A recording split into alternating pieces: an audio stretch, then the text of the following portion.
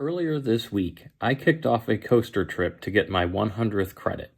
My original plan was to just do Kings Island and Kentucky Kingdom, but at the last minute I added a quick stop at Indiana Beach.